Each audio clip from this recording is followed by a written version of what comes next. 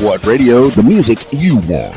With your host, Keys Dan. I just happen to be a superhero. RadioWhat.com. What's up, party people? It's Keys Dan with RadioWhat.com, DJLittleRock.com, coming to you live and in living color from the Radio What studios. And this is my podcast, What Makes You Famous? It's an extension of the RadioWhat.com internet radio station that I've been running for quite some time. And if you need DJ services, I encourage you to go to DJLittleRock.com, check availability, get a free price quote, and hire little old me for your event.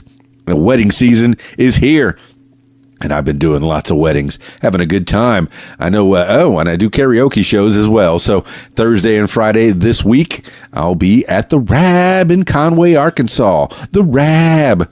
That's right there in Conway, Arkansas. On Thursday night, it's Theme Thursdays, and it's also Free Pool Thursdays. They got the full bar. They got the kitchen is open. The dance floor is good. It starts at 7 p.m., and come on out. Sing a song. Even if you don't sing, you can come and watch the people and cheer on your friends as they sing a song for you. You provide the entertainment for us at the Rab in Conway, Arkansas. Thursday night starts at 7, and Friday starts at 8 p.m. And they have the full bar, the kitchen is open, and there's a pool tournament that goes on at the Rab on Friday nights. And, of course, the video dance party karaoke jam with yours truly. Come on out to the Rab. Be a part of it all. Bring your friends, and we'll have some fun. And on Saturday, I have a wedding in Maumelle, Arkansas. I love weddings. Yes, going to be a great time. They've already filled out the planning form and did the music request and the event timeline. The more you plan, the better I am for you. Excellent. Today on the program, we got Brian Joe Gulledge. I don't know a lot about him. I know he's the Arkansas Freddy Krueger, and he's very scary. I'm looking at one of his Facebook pages. It's Freddy Krueger Cause, and his Facebook pic is just him dressed up as Freddy Krueger, and he looks quite scary. So I'm looking forward to a scary good time talking to Brian Joe Gulledge. Let's give Brian Joe Gulledge, No, it's Gulledge. Let's give Brian Joe Gulledge a call right now.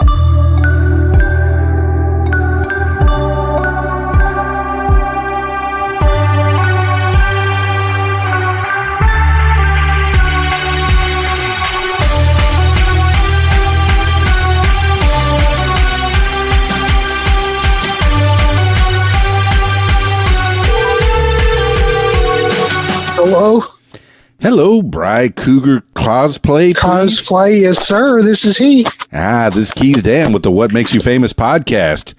I'm sorry I didn't answer earlier. No problem. I have a spam blocker on my phone. Yeah. I get a lot of spam calls. Okay. I kind of like spam, and I'm not even Hawaiian. Yeah. It's delicious, I tell you. Fried up with some eggs. Give me some spam. Not that kind of spam. This is the call spam. Oh, well played, sir. Well played. So, Freddy Krueger cosplay, the Arkansas Freddy Krueger, yes, is sir. who I'm talking to. What's your real name? Brian Gulledge. Brian. I live right here in Little Rock. It's Brian Gulledge, Gulledge. Perfect. So now we got a name down. How was your day, Mr. Brian Gulledge? Yes. Or what should I call you?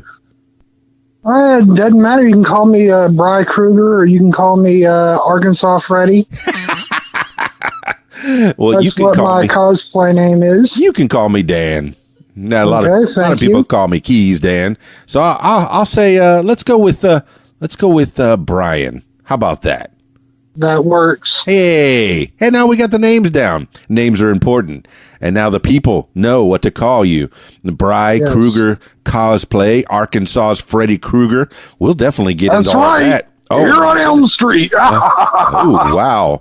I knew this was going to be a scary podcast, and I'm already tossed for a loop. So what did you do today? Just take me through it. Take me through your average day today. Okay, I do work part-time, but I've been off work because of an injury to my knee. Oh, no. I have a torn meniscus in my right knee. Yeah. I thought a meniscus was a knee. Tell me what a meniscus is. Okay, the meniscus fluid is the spongy part of the cartilage of the knee. Yeah. That's how the doctor explained it to me, and I've torn mine. Doctor says once you've... No, it's not. The doctor said once you've torn it, it's torn. There's no fixing it, no replacing it. So you can't sew up a meniscus?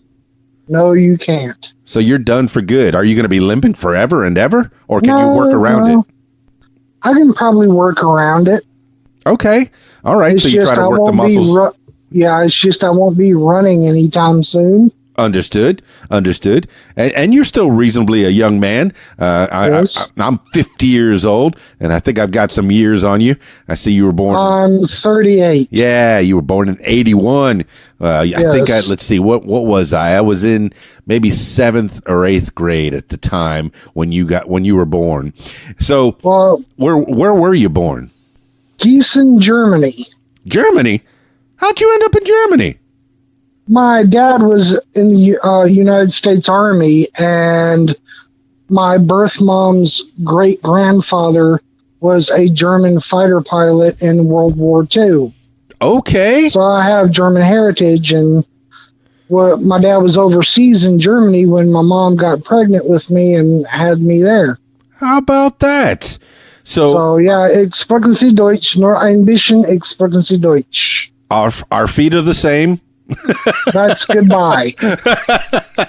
No, I said our feet are the same. Yeah, that's goodbye in German. I think I butchered it. I know it's Auf Wiedersehen, but Auf Wiedersehen. Yes. Danke for the teaching moment. Vitter. Perfect. You know, I lived in the Florida Keys, so I had to learn how to say hello and goodbye in several different languages. So yes, Auf Wiedersehen, Dankeschön, Bitteschön, sure enough. Yeah. And Luftwaffe. I guess that would be the fighter pilot in the FAM. No, mine was Pappenheim. Pappenheim. Now tell me what that means. Pappenheim, that was my great-grandfather's name, but I really don't know much about him. Okay. Except for what I've heard from my mom, which that's about it. He was my great-grandfather, and he was in World War II fighter pilot. Sure, but on the German side. Yes. Okay. All right. Because of that, I do have dual citizenship. Okay, that's pretty cool too. I think I spoke to Allison, and she was born in England, and she's got dual citizenship. I know you're pals with her, Allison. Yeah, after I heard the podcast, she sent me the link to the podcast, and it wouldn't let me bring it up on Facebook because my Facebook app is friendly for Facebook. So I'm like, okay, I'm going to look it up another way. Yeah. Well, I looked it up, found it on YouTube, listened to it, and I was like, oh, this is great. So I called her back, and I was like, this is the best podcast she's ever done. Oh, well, that's wonderful. Well, I'm glad. I'm happy to help. I like talking to people because everyone has a story to tell. Yes. And I'm sure you have a story to tell. I got a long story. You were born in Germany. Dad's in the Army? And was in the Army. He's retired. Oh, I suppose so. He retired when I was 14, and we moved to Arkansas from Alabama. Oh, wait. Okay, so you went from Germany to Alabama to Arkansas. Well, first we went from Germany to, I think, Colorado, then to Virginia, then back to Germany when I was 8. Okay. And then we moved to Little Rock when I was, I think, 7. Wow. Then when I turned 9, we lived in El Paso, Texas. We are jumping around. Also lived in Huntsville, Alabama. My dad was stationed all over. Omnipresence. I like that in an Army soldier. So what job did he do? He was a sergeant first class. Sergeant first class. How many stripes is that? I don't know. I have no idea. I know 3 up and 3 down is a sergeant major. Now, sergeant first class, it seems like it would be 1 up and 3 down. I think that's what it is. But yeah, I'm sure somebody will correct me after they listen to the podcast and say, no, you dummy. This is not what it is. But I don't know either. This is just off the top of my head. I don't know. So, all right. Dad was in the Army, and he's a sergeant. And what did Mom do? My birth mom and dad divorced when I was 2. Okay. My stepmom, she basically took care of the kids when my dad was away until a few years back. She was working as a chemist for the Department of Environmental Quality here in Little Rock. Oh, smart lady. Knows how to work chemicals. Yes, and my dad and stepmom live in Conway. Very cool. I'm in Conway. Maybe they'll stop by and say hello one day. Well, maybe I'll see you at Comic Conway. Hey, Comic Conway. I know I DJ'd that for the first 4 years, and then they went ahead and took care of the sound after that, because they went ahead after they got too big for the library. They moved into the convention center, which has their own sound system, and that is great. I like. Yeah, I'll be going to that. I'll be going to the one on Saturday. Oh, how great is that? And will you be dressed as Freddy Krueger? Oh yeah. Oh yeah. That's my main character. That's the one that got me my rise to fame on Facebook. No kidding. I'm looking at it. It's scary. Oh my goodness. I think I'm going to have nightmares on my street. Yeah, I've actually had people come up to me at Comic-Cons and go, "You're Arkansas Freddy, aren't you?" And I'm like, "Yeah." Not knowing who these people are, and they're like, "Oh, I'm a big fan of your work. I love what you're doing." I'm like, "Okay." Yeah. Hi. So people I don't even know, and I'm like, wow. Is this cosplaying and dressing up and theatrical type of stuff? Did this happen when you were a young age? No, it happened. It was really weird. It didn't start out as cosplay. I think it was back in 2007. The place I work here in Little Rock is the Visitors Information Center. Yeah, the historical Curran Hall. What kind of thing is that? That's the home of the Quapaw Quarter Association, and it's a visitors information center. So people from like out of state or out of town, or even that are in state, if they need information about certain areas, they can come to us, and we have brochures and above all kinds of information for people that need information, and it's a really good place. And my job there is I'm the maintenance staff. Well, I'm looking at some pictures that are right there on the front page of the Facebook for the Little Rock Visitor Information Center at historic Curran Hall, and it's located on Capitol Avenue in Little Rock, Arkansas, and the grounds are kept 615 East Capitol, and the grounds are kept very nice. Is that what you have to do with in the maintenance department? Yes, ma'am. Yes, sir. I basically pick up trash, clean the bathrooms, dust, sweep, mop, clean the offices upstairs, we have a little kitchen area there for caterers, for events, and I clean the kitchen area, I vacuum. That is great. When I worked at a hospital in Miami, one of the first things that people want to see in a hospital is cleanliness. And I suspect that is an important thing in any place. They want to see the place clean. Yes, and I've gotten a lot of people saying that it's the cleanest restrooms they've ever been in. Super. And I was like, well, I try my best. That's right. It takes me an hour to clean it takes me an hour to clean both of them, both the men's and the women's together, because basically mopping 2 floors, cleaning 10 toilets, emptying 4 trash cans, cleaning off 8 counters and 8 sinks. It's good to take pride in your work, that's for sure. Oh yeah, my friend. All right, Brian, and you've been calling me sir. You can call me Dan.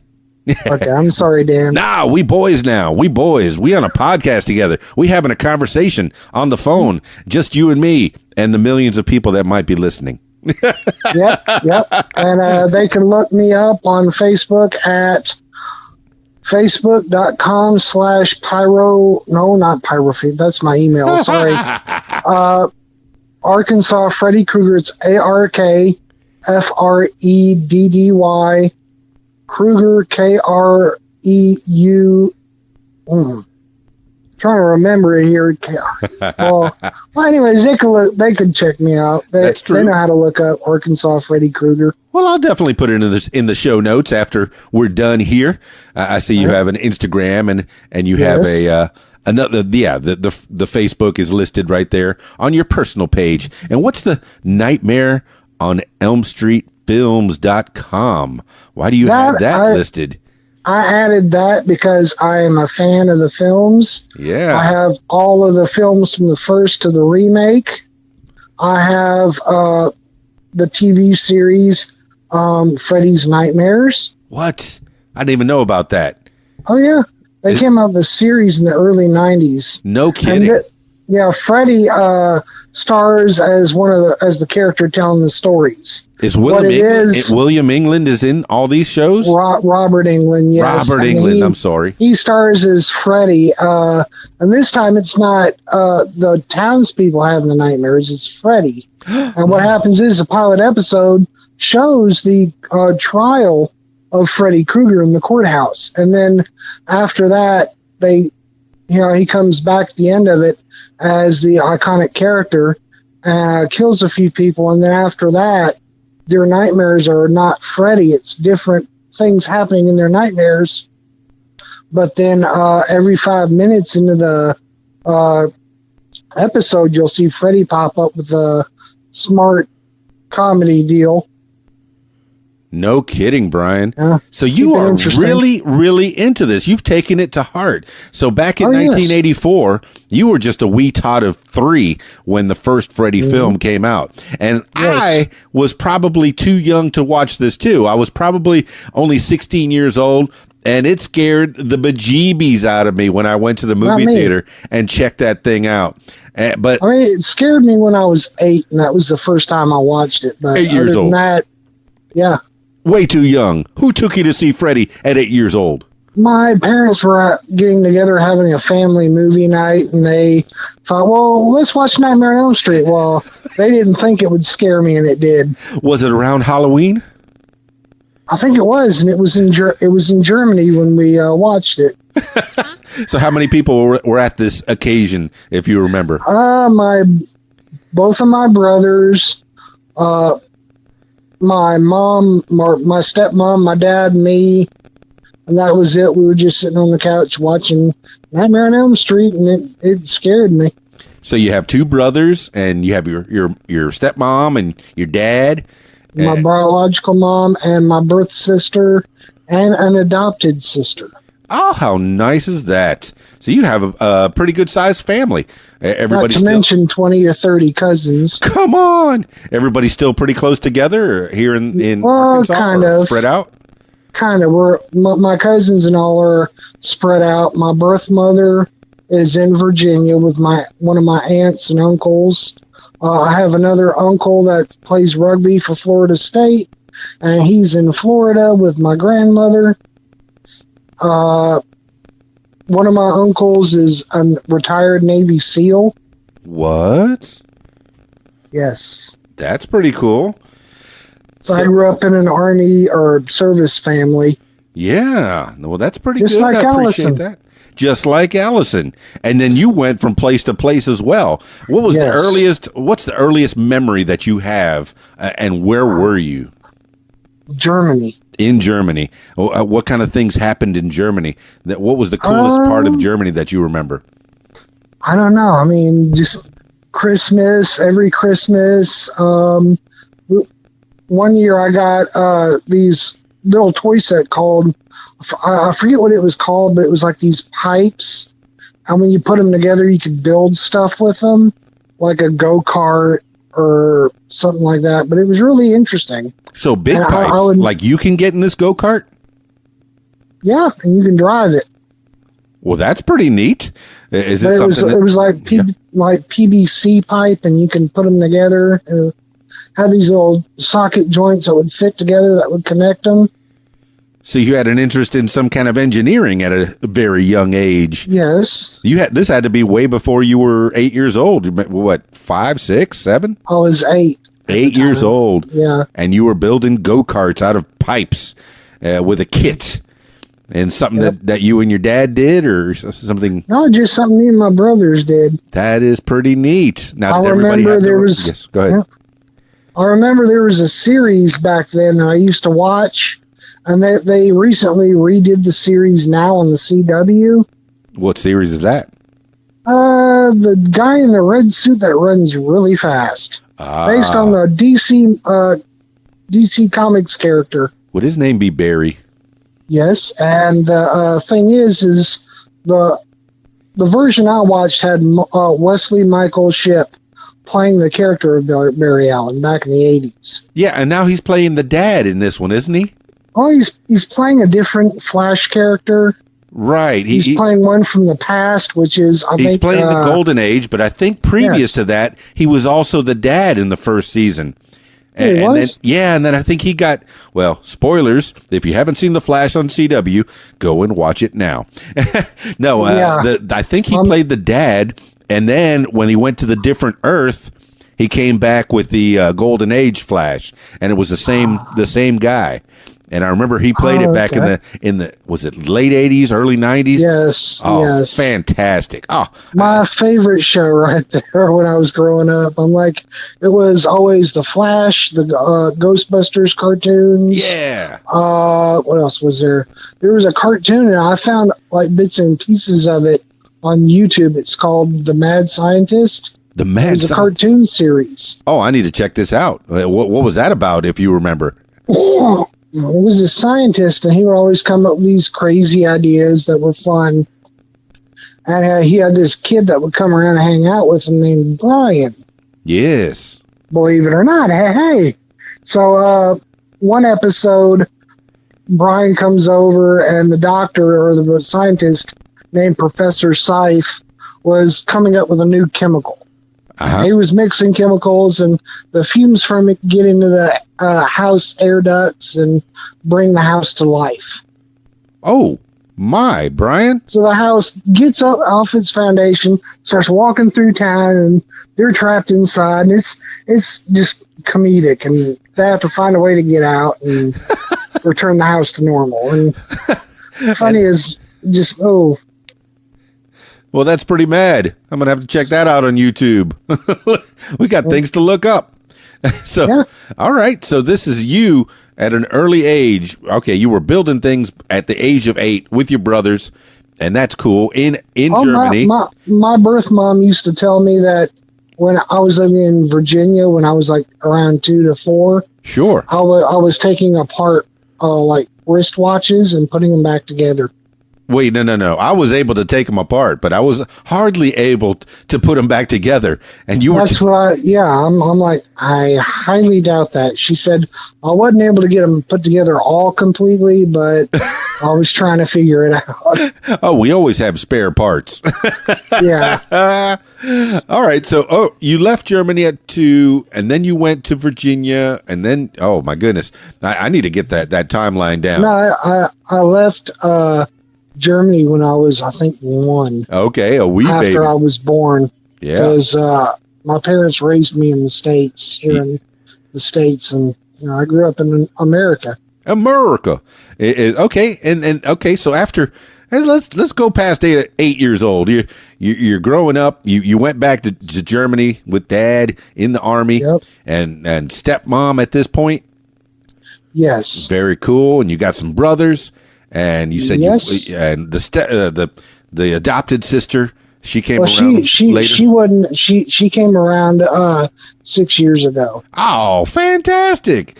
Man, this guy's got a little baby sister. That's so nice. Uh-huh. My parents have even told me that she is very taken with me. Oh. Every time I come to their house to visit, it's always, it's my Brian. I'm like, okay. That's right. You're Brian. You belong to her now. Yeah. But one of the cosplay characters I'm trying to, if I can get the parts to make it, or at least put the costume together. There was a certain character done by Jim Carrey, and this was when he was on a TV show called In Living Color. Yes.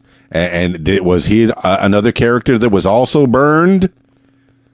Well, kind of. You could say he was burned, electrocuted, chopped up, whatever. I mean, it was a funny character, and to basically quote the character, "Hi, howdy, folks. Fire Marshal Bell burns here. I'm going door to door looking for fire safety hazards. But if I get your place a little inspection, it's free." I remember. And everybody here is going, no. I remember Jim Carrey talking about his Fire Marshal Bill, and what he would do is he would put his lip up over his teeth until they dried out, and then it would just automatically stay. Well, the lip would stay up over his teeth, so he wouldn't have to do that. That's anymore. What I do is I basically what he'd do is he'd lift it up with his fingers. I don't have to do that. I could just lift it up. Brian's more talented than Jim Carrey. That's just challenge. Go like kind of do like I'm smiling and just smile the lip up over the teeth. And of course, I never could quite get the neck right, because when he did it, he'd stretch his neck out to where the tendons in his neck would pop out, and I don't know how to do that. The challenge is thrown down. Maybe we can get a hold of Jim Carrey and see if he can give you some tips on how to get your neck all stretched out for the Fire Marshal Bill character. I watched a deal on him on YouTube where he talks to this show host about the character, and he said it's literally a 30-second bit. Like he go into doing the character, and 30 seconds in, the director would yell, cut, and he'd go, then you have to massage his face and neck. And I'm like, I don't have to do that. Well, you're sacrificing your body for the entertainment of others. And I'm sure people will appreciate it if you show up to a con near us, dressed as Fire Marshal Bill or Freddy Krueger or any other character. So, all right, when was the first time?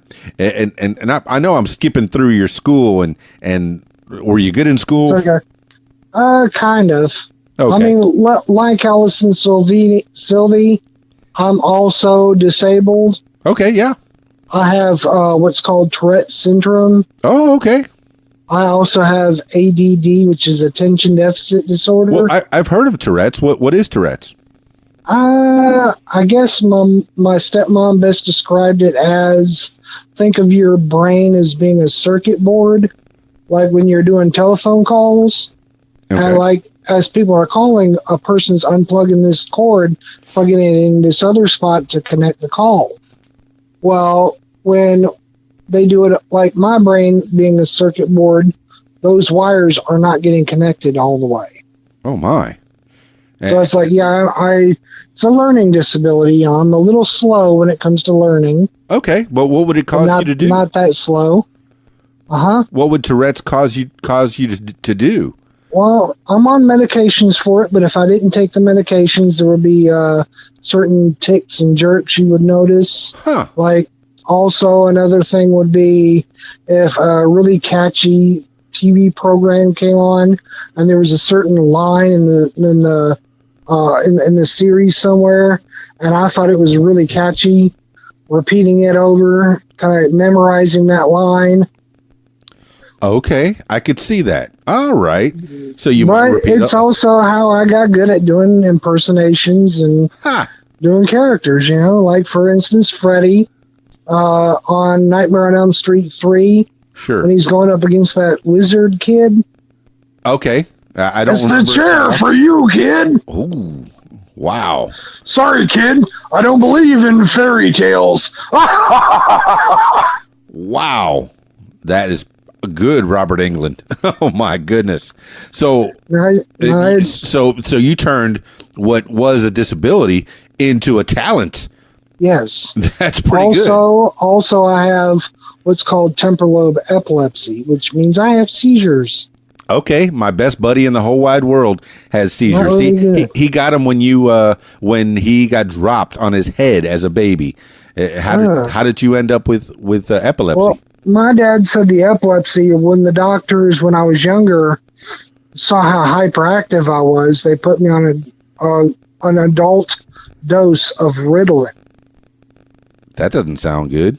And it wound up attacking my brain and giving me epilepsy. Oh, so sorry about that. And I'm guessing you're on medicine for that as well. Yes, I am. And what is ADD? ADD is attention deficit disorder. Okay. It seems like you're paying attention. We're having a pretty good conversation here. Yeah. Mr. Brian. I mean, yes, I sometimes get thrown off track. Sure. But it doesn't affect my concentration. All right. So, let's go back. 8 years old. You're watching Nightmare on Elm Street. And this is a movie that came out in 1984. But let's see. 8 years old. It probably would have been 1989 or 1990. Somewhere around there. Well, I think 1989. 1989. And you in 1990, I think I was 9 years old. I was living in Texas. Sure. And the family decided, let's watch Nightmare on Elm Street. And it changed your life forever. Yep. Because I remember living in Alabama. Yes. One year wanting to be Freddy Krueger for Halloween. And my mom going out and buying the stuff to make me a Freddy Krueger costume. She had to paint the sweater.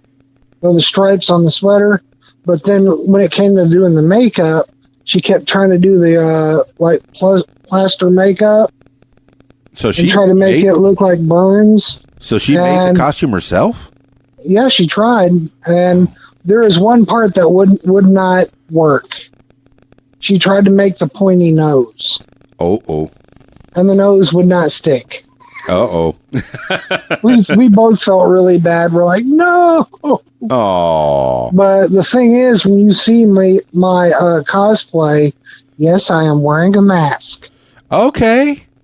But it's not my real face. Yeah, okay. I was wondering about that because it looks like it could be either way. It could be prosthetics that you pasted onto your face, or it could be just a full mask, of course. It's a full mask, but that's the thing. One of my coworkers, when I showed him the new mask compared to the old mask, he said the new mask looks like my actual face. Whoa. He couldn't tell that I was wearing a mask. I'm like, yeah. The old mask was just, it covered the face, the ears, and it had a black rubber band that goes around the back of the head and over the top of the head.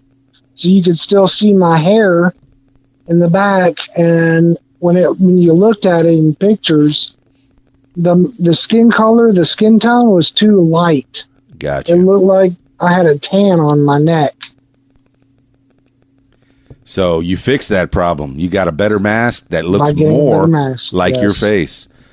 Wow. And it covers my whole head, so it doesn't show my hair in the back or, So what do you think the most important part of a Freddy costume is? Could it be the sweater or the hat or the glove with the knives? I guess it's a combination of all three. Yeah. So it's like the hat, the sweater, and the glove. Boom, right there you got Freddy. That's the main thing. Yes, I agree. And the glove I wear, the claws on it, yes, are actually plastic. Well, good. I'm glad. Because I don't believe in using the real thing. You don't want to be running around a con with the metal knife sticking out of your hand. No, that's dangerous. Yes, sir. I appreciate it. Plus, the claws on mine are bendable. That's good, Mr. Brian. See, they flex. So what I can do is, if I'm like staging something with somebody, or we're staging a Freddy Krueger versus, let's say, Superman battle. Yes. My Freddy, I could pretend like I'm stabbing him in the stomach with my claws, and he'll act like, that's nothing. He'll pretend to zap me with his heat vision, and I'll go down easy. Oh, no, but you're good with the heat. Wasn't Freddy got burned? Yeah, Freddy was died by fire, but I think that's Freddy's worst fear. Ah, like the Scarecrow. Yeah, because... So take me back. How did Freddy come to be Freddy? He, basically, if you ever watch the original movies, and then watch the remake, the 2010 remake, Freddy was a child molester. Oh. Not a good guy, not a bad guy, but he was also a child murderer. Oh, okay. And one day the parents on Elm Street found out what was going on. They all gathered together to stop him. They tried taking him to court, but the court system could not hold him due to a technicality, so he was set free. Well, the parents decided, well, we don't want him to run free and continue this. So they went out, gathered together in a mob, and hunted him down, and basically trapped him in a boiler room in a factory, threw in some gas, lit him on fire. Oh, okay. And as he was dying, he made a wish that he can come back in dreams and kill people. And this is how Freddy came to be. Yeah, and once he was gone, he got his wish. These dream demons came and granted him his wish, bringing him back in nightmares.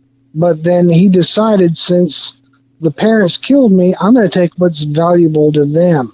I'm going to take their children. Oh, and that's why Freddy kept going after the teenagers in the movies. It's a story of revenge, then. And this is the first movie.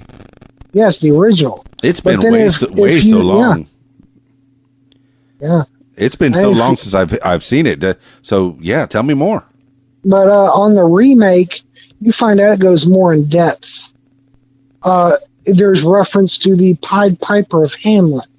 You know, the colored stripes on his shirts? Yes. Were like basically the pied, you know, meaning more than one stripe. I didn't know that. Yes, that's why he wears the stripes. I'm learning from you, Brian Gulledge. Yeah, the claws that he wore came from a little game he'd play with the kids. In the new remake, he was a groundskeeper and gardener for a preschool. And that's how he knew these kids that he was molesting. Oh, my. Which in the 2010 remake, you can tell, they bring it back to a darker era. And Freddy, the game he would play with the kids, is he would have this like little garden rake, and hold it up like claws and go, "I'm gonna get you, I'm gonna get you." And what happens is the whole nursery rhyme, you know, the 1, 2, Freddy's coming for you. That started with another game he would play with them. He would get them to hide, and he would count backwards from 10. Oh, okay. And then turn around and say, "Ready or not, here I come." So the whole nursery rhyme, 1, 2, Freddy's coming for you, came out of the whole hide and seek. Man, you are schooling me, Brian. I'm already starting to get chills up my spine just you telling me the story of Freddy Krueger. The hat, the fedora? Yes, please. That came from when he was working in the garden. He'd wear it to keep the sun off of him. That seems pretty simple. All right. So he was a gardener, and he was at the school, and he was a kindergarten, and he was molesting the children. Yes, and he told the children not to tell the parents. Oh. And they did anyway. They came clean to their parents. As their parents started seeing weird behavior and started asking them about it, and they told them all about what Freddy was doing. Well, that's right, kids. Well, if you're in listening, the remake, tell somebody. In the remake, actually, I would tell. I'd be like, right. This guy's going down. You better believe it. So, all right. In the remake, what happened? But in the remake, after they told their parents, their parents got together and, like in the original, ran him out of town all the way to this boiler room where they trapped him and killed him. Oh. Well, he comes back in the kid's dream and starts killing them off. Yeah. And you find out that when the kids started investigating what's going on, especially the character Nancy. Yes. So they started investigating. At first they think he's killing us because we lied about it. Oh. We told a lie. Well, then later on they find out, no, it's not because they lied. It's because they told the truth. Oh. they ratted him out. Well, all right, and okay. So now you're taking me through all the Nightmare on Elm Street movies. Yeah, kind of breaking it down. Yeah, how did they stop Freddy in the first movie? I know, spoilers. If you haven't seen it by now, you should have seen it in the first movie. I have all of them except for the 2 new ones that have come out. Okay, They got some new ones called Return to Elm Street, and another one supposed to be coming out after that, and I don't have those. Wow! And if I can find them, I would want to get them. Oh yeah. So how did they stop Freddy in the first movie? Nancy turned her back on him. She took away his power by telling him it was all a dream, it wasn't real, that he has no power over her, and she walked away. Wow. Okay. Simple as that. Nancy did it. That's awesome. Yes. Excellent. Thank you, Brian. And if you haven't heard who played the character Nancy Thompson on the first Nightmare on Elm Street, it was the actress known as Heather Langenkamp. Okay. Heather Langenkamp. All right. Big shout out to her. Yes. All right. And another Brian. famous actor that starred on the series or on the movies was John Saxton. Yes, John Saxton. He was in Bruce Lee movies. I remember him. Yes. He was in Enter the Dragon.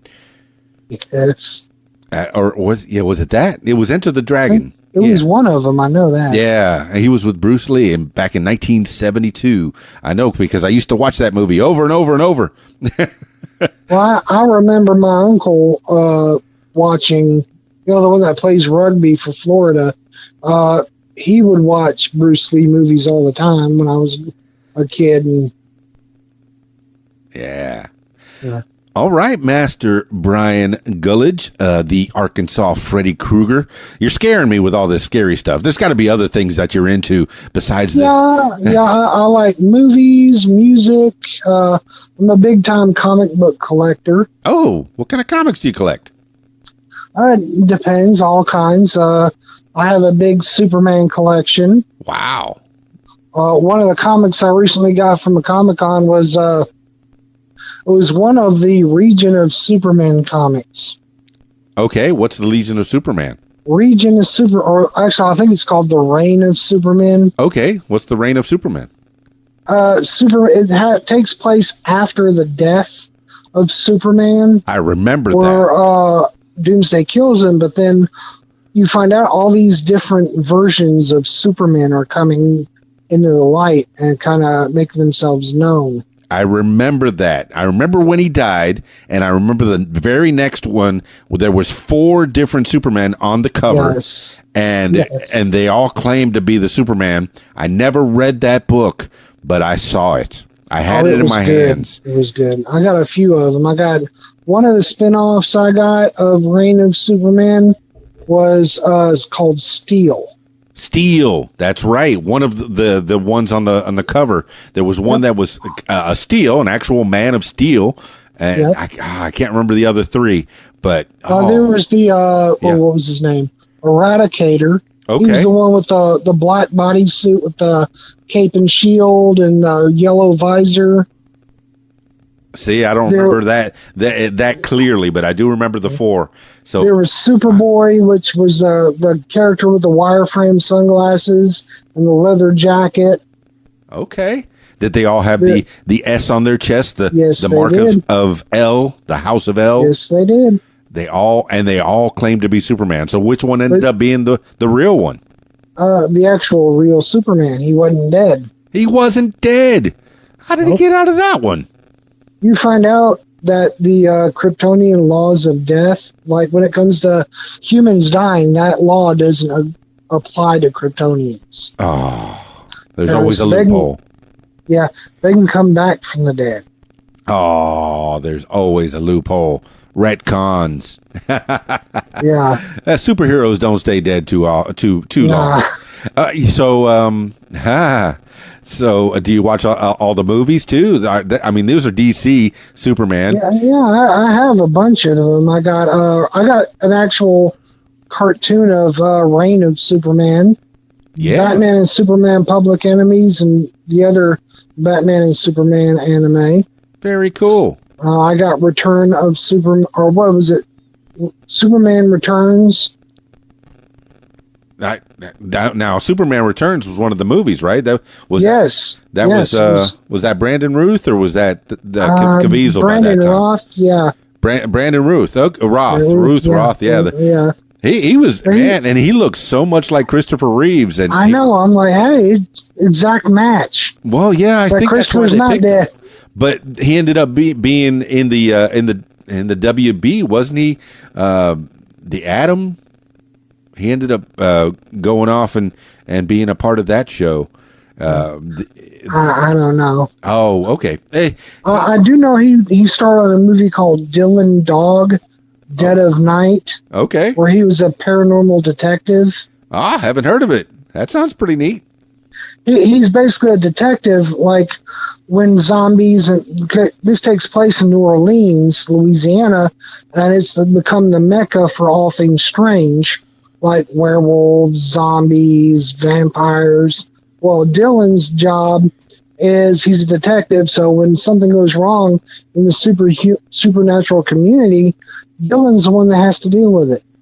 Even though he's human, he keeps the peace. That sounds right up my alley. I think I might have to check that out. He's like a protector, but at the beginning of the movie, you find out he's given up the supernatural realm because his fiance was murdered by some vampires.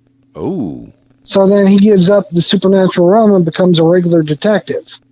Well, he gets pulled out of that by this lady that supposedly says she saw a werewolf.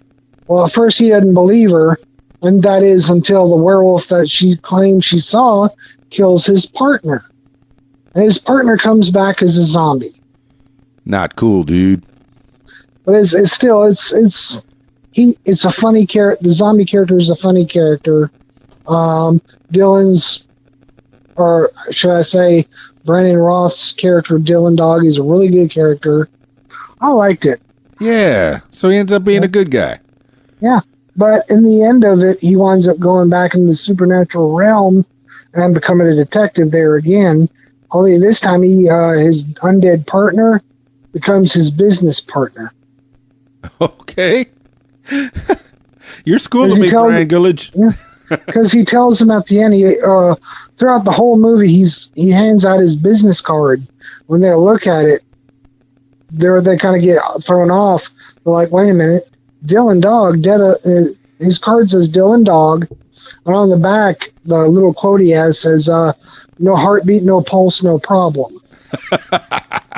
And they look at it, okay, that's kind of weird. Well, he goes, I'm going to need that back. That's the only copy I have.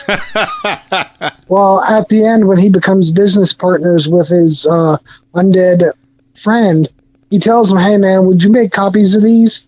He goes, yeah, why? He goes, because I'm going to need a lot more if I'm going to go into business with my business partner.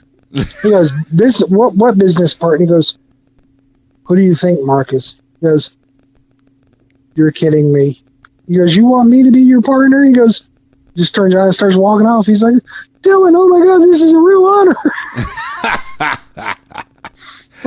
That's pretty cool.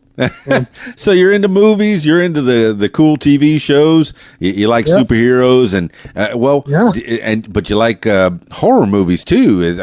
Scary horror movies. If I do an action film, it's either martial arts or superhero. Excellent, man. That's pretty cool. That's telling me a little bit about you, Mr. Brian Gulledge. Am I pronouncing your last name properly? Gulledge. I want to make sure I say Brian Gulledge. Thing, yes. And it's a Brian Joe Gulledge, isn't it? Yep, that's me. That's you. Excellent. Also Brian Joseph Gulledge. But the reason I have so many Facebook accounts is because I've had people hack in. Hey, no hacking, please. Yes, that's why I had to create multiple accounts. I'm like, I got my main account. I got my backup in case I get hacked again. Yep. I got a second backup in case that one gets hacked. Then I got my cosplay. That's right. You got your Instagram, Brian Joseph Gulledge. Yep. Find them. So, all right. Shoot, we haven't even gotten out of grade school yet. You spent the rest of your schooling. What were your activities? What were and you've been from state to state all over the place. So what were your main activities when you were at school? Well, like Allison, I was also in special ed. Yes. My whole life. So, fast forward up a few years. I never really had friends growing up because they would all, as soon as I make friends, they would all up and leave me for my stepbrother. Oh, well, that's one of the cool things about being part of the comic cosplay community is you always have friends, especially if you show up to a con dressed up like Freddy Krueger or one of your favorite characters. People are going to love you automatically. Another person I've met, and I don't know if she considers us friends. I want to do a shout out here to Emmy Lou Cosplay. Emmy Lou, she's good. Yeah. Yes, she took some of my Freddy photos at HoloCon. Oh, that's so nice. She's such a sweetheart. And she took the pictures for you? Yes, and I want to thank her for that. Oh, I know Allison Sylvie's a photographer as well. Has she also took some of my Freddy photos, yes. That's what I was wondering. Okay. See, so you do have pals. You have people that enjoy seeing you around, Mr. Yes. Another person that took some of my photos, and she's a coworker. Yes. But just to put her name out there, she is the wife of the John Brummett. Okay. If you don't know who John Brummett is, I don't. Try to look in the Arkansas Times. Okay. Tell me. His wife, Shayla, is a coworker of mine. Well, you tell me who John Brummett is. John Brummett. Yeah, tell me who John Brummett is. He is a columnist for the Arkansas Times newspaper. How cool is that? I like writers. I like people that can write and that are creative. And you're pretty creative, Mr. Brian Gulledge. I try to be. I'm also an artist. Oh, my goodness. See? I draw. You're multifaceted. What kind of drawings do you do? Mostly like fantasy and superhero, sci-fi, stuff like that. And the medium I use is color pencil. Color pencils. If I was to do an elf or a fairy, I could do the face of the elf and make it look really good. Where do people see your artwork? Well, I normally go to do an art show with the Arc of Arkansas. Yes. But they won't let me sell my personal artwork. Okay. Well, you're going to have to make your own show. Yeah. I talked to my dad. I said, I want to get out somewhere out in the community and see if I can't sell my own personal art. Yeah. Because I got a lot of good stuff. That's pretty neat. And I'm guessing you have to have drawn Freddy Krueger at some point. Yes, I actually drew up when I was in junior high a comic book of Freddy Krueger. No kidding. Junior high. No. You're a creator. And this is now, did you do the words as well? Did you write the book? Yep. So you wrote a whole story about Freddy Krueger. Oh, 2 whole stories. 2 whole stories. And what I did was I drew it up panel for panel, did the wording myself, colored it in with marker, because at the time I didn't have color pencils. Yes. Did the cover. When I came here to Little Rock, one of the staff at the Ark, that's where I get my services from. Yes. Since I'm disabled. Sure. I'm through the Arc of Arkansas, and they said, well, your comic's falling apart. Here's what we can do. We can laminate the cover. And did they? Yes, they did. And you still have those comics? That one comic, yes, I do. That's pretty neat. Oh, that's called fan fiction. That's good. Yeah. But it was good because when I hit my last year of high school, I was in art class, and the art teacher was trying to teach us about drawing and this and that. Well, one day I came in with my Freddy comic. I was kind of ashamed, thinking people are going to laugh at me, they're going to hate me, they're going to call me what they called me before, and yeah, I got bullied in high school. I believe it. Okay. All through school, I got called a word I didn't like. Mm-hmm. got cussed at by students just for walking to and from class. I got knocked down, cussed at, and called the R word. You don't know what I'm talking about? The word retard? I'm guessing. Yes. You got to love your brothers and sisters. That. Come on now. Yeah, I did not like that. So, I'm like, okay, I don't have to take this. Nope. But when I brought in the comic, I kept thinking they're going to call me retarded for this, and I'm really going to hate it. Right. Well, I started showing them the comic, and my art teacher decided, oh, hey, let's go see what he has. And she started displaying it to the class, and everybody loved it. They were like, whoa, you did this? So you're a hero. They were like, how long ago did you draw this? I was like, 3 or 4 years ago. And they go, you can draw this well and you didn't tell us? It's like, you never asked. You have talent, Brian Gulledge. Oh, my goodness. Yeah. So have you taken any pictures of your drawings and put them up on Facebook? Yes, I have. I used to have a Facebook page until the Facebook account got hacked into. The page was called The Art of Brian Gulledge. Oh, I'm sure it's still out there. It had a bunch of my art on there. I might actually have to go back and redo that page on one of my accounts. Please do, so the people know your artwork, Mr. Brian Gulledge. Right. Because under my Google Drive account on my cell phone, I have a bunch of my artwork saved. Yes. So not only a talented cosplayer, but a talented artist. What else and you got? And a singer. Actor, yes. Singer, actor? Wait a minute. Where do you sing?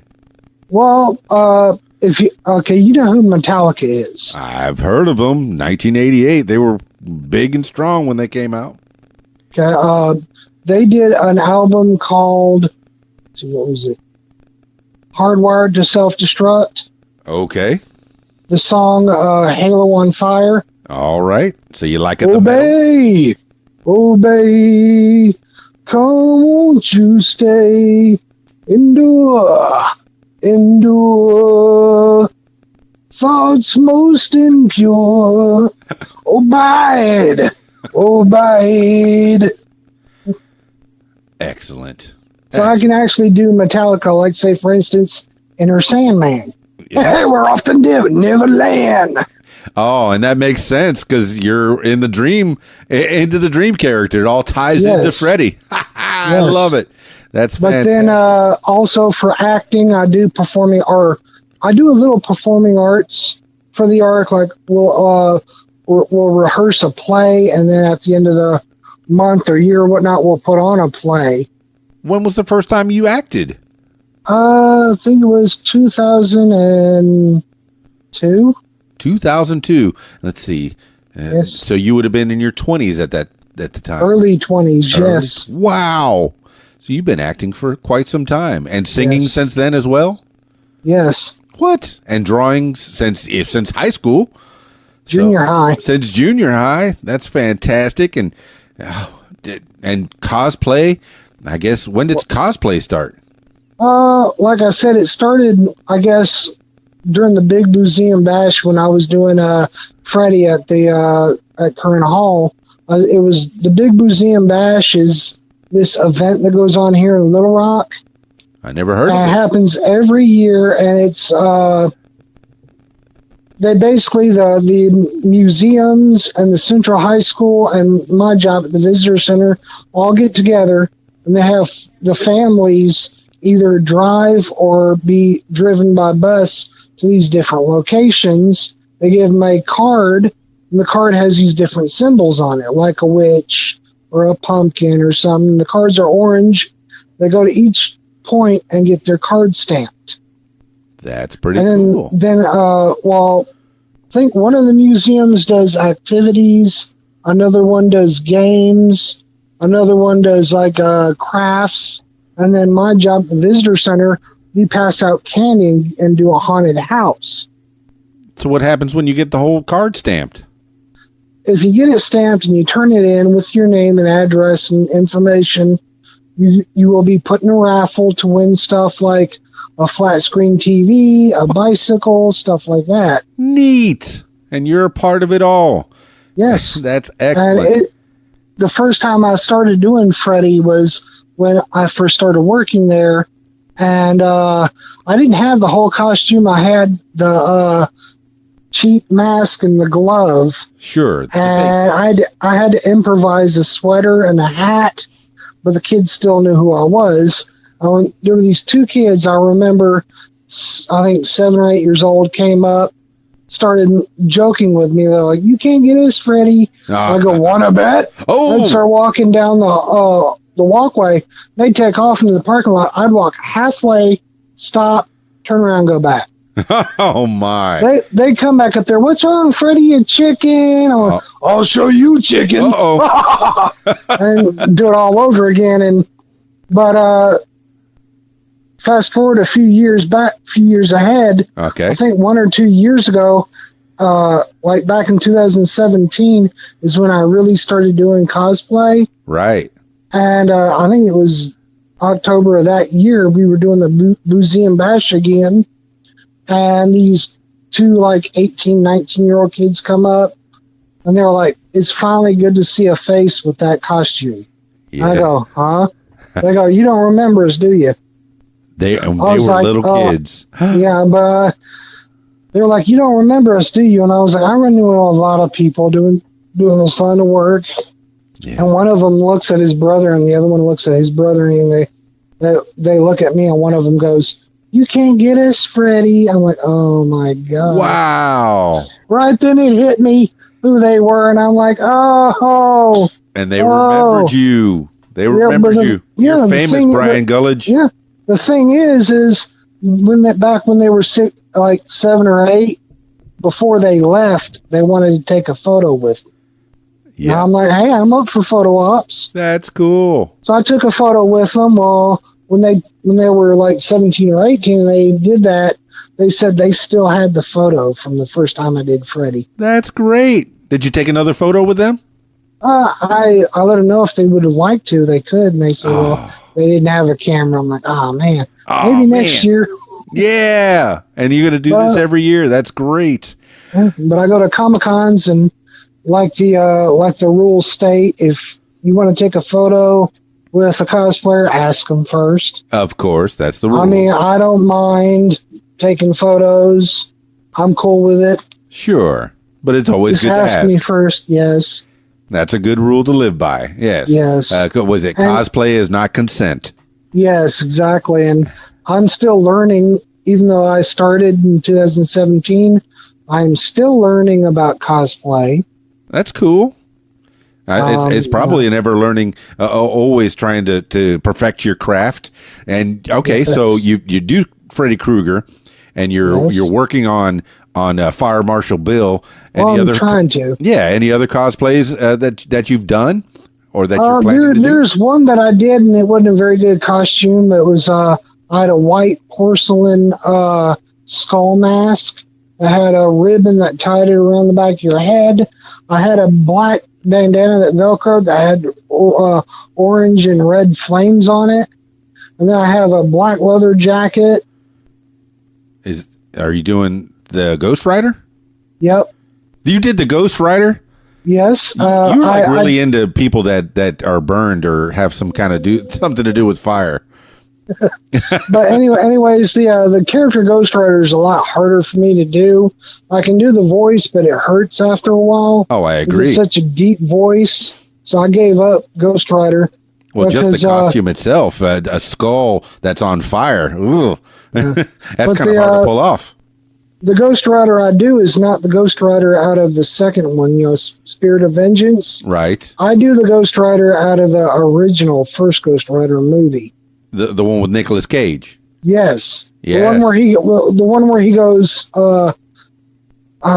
remember when he's on the roof and that demon's like floating there and he goes to whip the demon with his chin, it goes right through him and he goes, "You're a slow learner, aren't you, Rider? You cannot catch the wind." And then the Ghost Rider's like, hold on, let me see if I can't do it here. Ghost Rider's like, "Well, then it's time to clear the air." Oh, wow. You're sending chills up my spine. Oh. All right, Brian Gulledge. What else you got? Well, you're multi-talented. I am. Well, I don't know if this is gonna be this way for very much longer. Yes. I am single. Been single for the last 6 years. Been looking for a relationship. Watch out. Most of I consider dating to be my curse, because every woman I've dated from the time I was in high school till now has treated me like dirt. So where are you looking? Oh, here in Arkansas. No, I'm saying where are you looking? Where you been finding these girls that are treating you like dirt? Most of them that I've dated have been either I've met them at a job, or I've met them in high school, or friends have hooked me up with them. And it just did not turn out great. Or, I've even had women ask me out, and then anywhere from 3 days to 3 years later, they up and dump me. Aww. I've been dumped for no reason, dumped for stupid reasons, lied to, cheated on, lied to about being cheated on. I'm tired of it. I'm tired of getting my heart broken. It's all in the pursuit of happiness. Love is a wonderful thing, man. Don't stop loving the world, bro. Yeah, I know. But it's not stopped me from being a comedian. Yeah, a comedian too. Yeah. You tell jokes? Yeah. That's great. I got this whole skit called the Timmy the Christmas Elf skit. Where can they see this? Oh, you can. I basically have to do it live in person. It's basically I just do this. I go, "Here, this is Timmy, the Christmas elf. I bring tidings of cheer, love, and joy. Oh, by the way," and then the elf looks around. "I just left a loaf on the neighbor's lawn." Next thing you know, a neighbor steps out of his house. "You dang dirty Christmas elf! The third man Morgan. Get off my lawn!" "What, Duggar? See ya, bye." You're making me laugh, Brian Joe Gulledge. Oh, my goodness. The Arkansas Freddy Krueger and so much more. One of these days, Morton. Heck with it. "Oh, why'd you do that, Rolfie?" "I told you, one of these days." Pow! Zoom! Well, guess what? Today's the day, Morton. He's a honeymooner. That's great. Yeah, I've been watching a lot of I Love Lucy, and I appreciate the old. Okay, I am sorry to say this, and over the airways, but I am a practical joker, and every April Fool's Day, I have to pull some kind of prank. And I did one year while I was at work, and it was hilarious. I went to work and was thinking about doing like Christopher Walken. Yeah. Calling up a library and going, "Yes, this is Christopher Walken. I'm looking for a certain book series." And then just naming off some sick, twisted books. No, don't do it. That don't even exist. Steer clear from Brian Joe Gulledge on April 1st. Don't do it. Stuff like the Behind the Outhouse by Seymour Butts. Oh, no. Or no. Yellow Stream written by I.P. Freely. No, that's crazy. No. But I did none. At the last minute, I changed my mind. And I was like, I'm not going to call the library. I'm going to call my coworker, Shayla. And I went to call her with it. And she's like, "It's too late. I already heard you talking about it." I'm like, "Oh, man." Shayla's on to you. Shayla's on to you. She's no dummy. Yeah, so me and Shayla got together and we go, "What are we going to do for an April Fool's gag?" Because she's kind of got a sense of humor, too. So she's like, "Hey, why don't you call another place? Look in the phone book." Oh, no. So I got out my cell phone, put it on speaker, looked in the phone book. Oh, Toys R Us. Uh-oh. I can have fun with this. No, Shayla, you're a minx. Don't encourage him. So I called Toys R Us, and they were like, "Hello, toy department, how can we help you?" And automatically I went into Jack Nicholson. I was like, yeah, this is Jack down an aisle too. We got us a bit of a Beanie Baby situation here. I mean, these things are so freaking ugly. Whoever invented these stupid things needs to be dragged out in the street and shot up the poop hole. And there was like a 5-minute pause. And they were like, let me put you on the line with my manager. I'm like, man, well, wait, click. They don't know what to do with that. They don't know what to do with it at all. But by the time I hung up, I looked over at Shayla and one of my other coworkers. They were dying on the floor laughing. Oh, my goodness. Shayla's Like, incorrigible. No, don't encourage that man. Hello, this is Harry Fax. Is all of our clothes off there? Oh, no. That's when I pulled in Hot Springs, and it was a rehab center, and I was there for job training because of my disability, and I was dared to do that prank call, so I went down to one floor, called the floor above me doing that, and they put it on the loudspeaker. Yeah. And when I went back upstairs, everybody on the whole floor was busting out laughing. Oh, Brian Joe Gulledge. Why? All what are we right. going to do with you?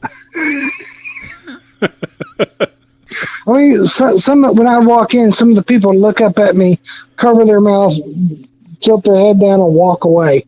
And I'm like, yeah. But before I went into the student union to see the reaction, I went up to the phone room and I was like, yes, this is Oliver Closeoff. I heard there was a phone call for me. And the person I had called looks at me kind of funny and goes, excuse me? Oh, no. And I was like, this is Harry Fax. And I go, get out of here. We're going to kick your butt. And I'm like, oh, no, stop it. Oh. All right. You're cracking me up. Okay. Let's drive this home. Let's bring it home. okay. But yeah, I might have found somebody, but I'm not sure. I'm still getting to know the person. Oh, that's sweet. If they actually turn out to be fake, I will be single again. Yes. Brian Joe Gulledge, you're out there. Good man. But like I said, you could any excuse you could think of for a girl to dump me, I've probably heard it. Probably. I want a guy just like you, but not you. Oh, I've heard that one over my life for sure. Well, what I got was, you're too old for me. Oh. One of the ones I dated, my fourth ex-girlfriend. Sure.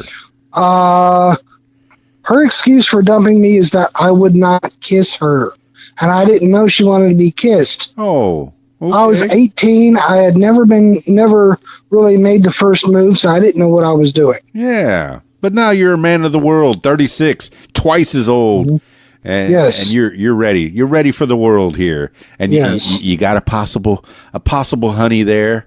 And hopefully, hopefully things work out. Where do the people find you online if they want to know more about Brian Joe Gulledge, the Arkansas Freddy Krueger?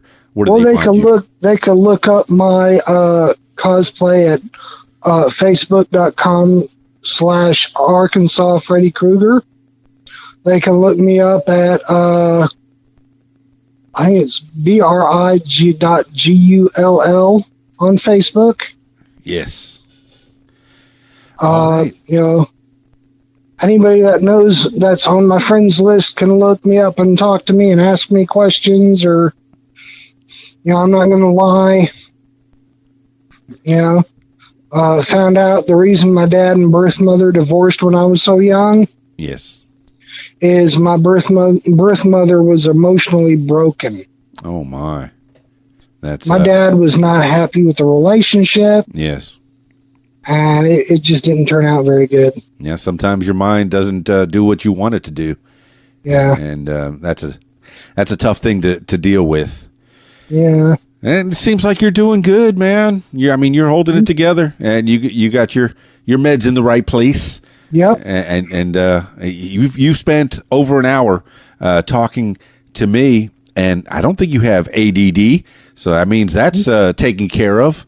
Well, I do. It's just not a really big case of it. Yeah.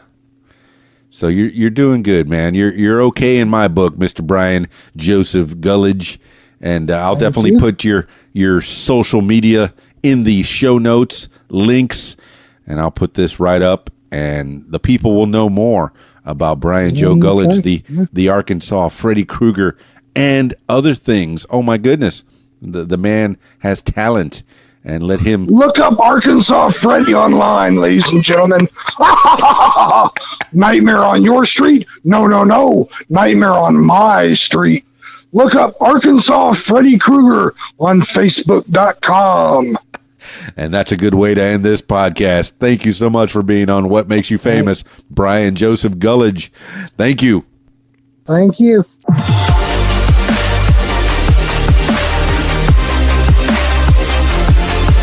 Well, there you have it, party people. I spent an hour talking to Brian Joe Gulledge, and I found out so much about this nice young man. He's only 36 years old. He's a whippersnapper, a youngin', born in Germany, and Army brat. I like the term Army brat. I think it's endearing. He's been all over this country, and he's singer, artist. Cosplayer. The man has talent. Comedian. He had me cracking up at the end. Oh my goodness. Brian Joe Gulledge. I never met you before, and I'm looking forward to seeing you at a con near me. Comic-Con. Maybe I'll see you at the Comic-Conway or the cosplay ball, the cos prom coming up real soon. He'll be dressed up as Freddy Krueger, or maybe he'll have his Fire Marshal Bill all put together by then, or maybe something else. Hey, who knows? The man's got talent. Brian Krueger, Cause, the Arkansas Freddy Krueger, Brian Joe Gulledge. Look him up. And ladies, hey, if this guy comes up single, go for it. Looks like there might be something going on right now, but hey, everyone deserves happiness. And the key to happiness, love, baby. Love. Spread the love. Thank you so much for listening to the program. Thank you so much. If you want to tell your story, I encourage you to give me a call at 501-470-6386 or email info@radiowhat.com. That's it for this installment of What Makes You Famous. It's Keys Dan, RadioWhat.com, DJLittleRock.com. Peace. I'm out of here. Radio What, the music you want. Hey guys, this is Shelly G with a fast fact. The 1967 Russian movie War and Peace had 120,000 extras.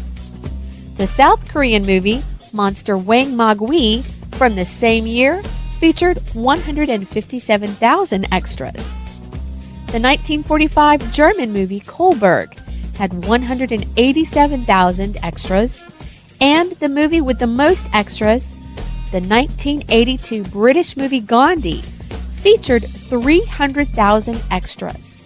Do you have a fast fact? Share it with us at Interactive Radio, RadioWhat.com. Follow Keys Dan on Facebook and Twitter. Click on the links at the top of keysdan.com. Follow Radio What on Facebook and Twitter. Click on the links at the top of radiowhat.com. The music you want is on.